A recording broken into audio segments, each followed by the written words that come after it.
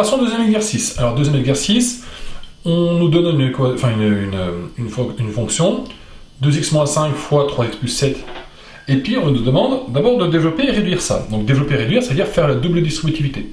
Donc, A, c'est 2x moins 5 fois 3x plus 7. 2x moins 5 fois 3x plus 7, j'ai une double distributivité à faire, c'est ceci. Attention au signe, n'oubliez pas. Hein. Ah, la partie, 2x fois 3x. Signe, ben, j'en ai pas. Nombre, 2 fois 3, 6. Lettre, x fois x, x au carré. Ok, j'ai fait celui-là. Je passe au deuxième. 2x fois plus 7. Alors, 2x fois plus 7, on regarde le signe. Bon, ben, il y a quand même plus.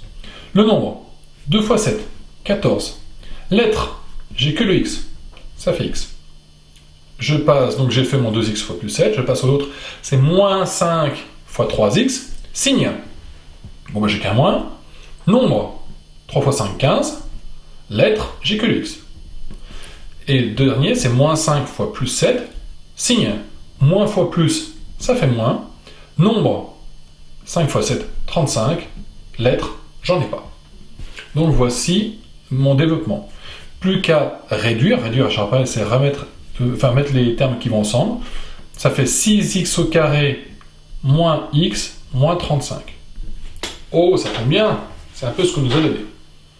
Ensuite, on demande de remplir le tableau de valeurs avec cette fonction-là. Donc il suffit de prendre sur votre calculatrice, alors moi j'ai pris ma Texas Instruments, ma Texas Instruments, j'ai rentré la fonction, je lui ai dit que je veux les valeurs à partir de moins 3, et un pas de 1, puisque les valeurs, je les veux de 1 en 1.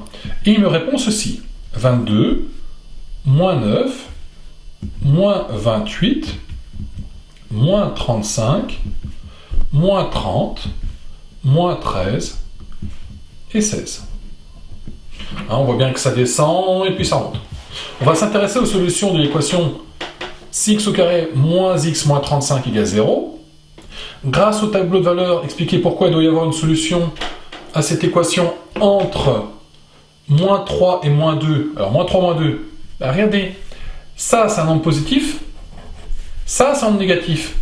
Donc, je suis passé de positif à négatif. Il y a bien un moment où je suis passé par 0. Dans l'idée, c'est que, alors je vais le faire un petit peu en bas, j'ai mon tableau, j'ai mon graphique, j'ai en moins 3, j'ai une valeur qui vaut 22, donc je suis très haut là. En moins 2, je suis ici, j'ai une valeur qui est négative, qui est par là. Donc ma fonction, elle a dû faire un truc comme ça. Alors je sais pas comment, je sais pas si c'est une droite, je sais pas si... En tout cas, elle est passée comme ça. Il y a bien un moment où je suis passé par 0.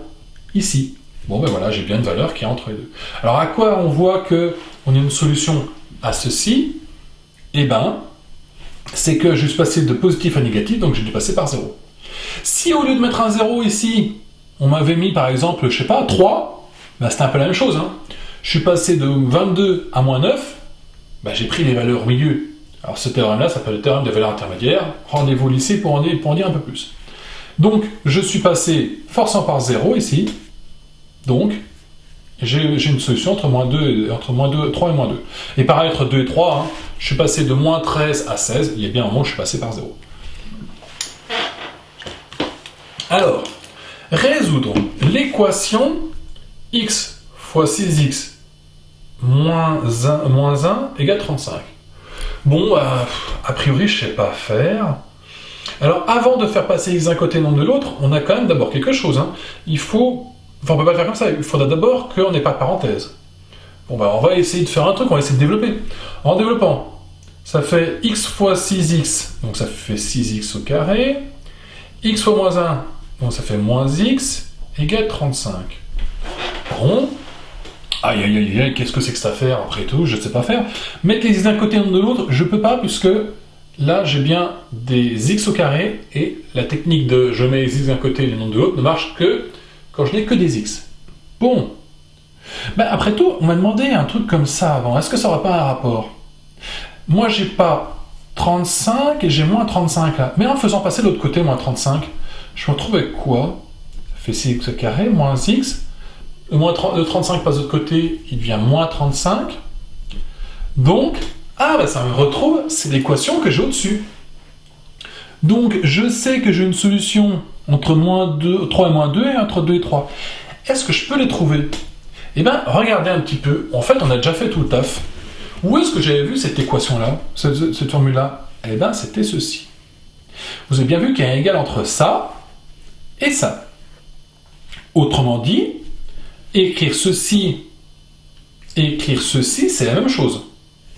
Donc, résoudre cette équation-là, c'est pareil que résoudre ceci. Oh, mais ça, je sais faire. C'est une équation produit nul. Donc, je résous 2x moins 5 égale 0 ou 3x plus 7 égale 0. Ça fait 2x égale 5. Donc la première c'est x égale 2,5. Je suis désolé, je vais passer en dessous. X égale 5 demi, donc x égale 2,5. Ou 3x égale moins 7. X égale moins 7 tiers. Alors moins 7 tiers, ça fait 2,333, enfin moins 2,3333. Est-ce que c'est logique ce que j'ai trouvé? Souvenez-vous que j'avais une solution entre moins 3 et moins 2. Ben oui, elle est là. Parce que ça, c'est bien entre moins 3 et moins 2. Et j'étais censé avoir une valeur entre 2 et 3. Ben oui, elle est là. C'est bien entre 2 et 3. Donc tout ça, ça va nous permettre de résoudre des équations. Le tableau de valeur ou le graphique nous a donné en tout cas une idée de la solution. Et en fait, on avait même une méthode pour le faire en revenant vraiment sur une équation produit.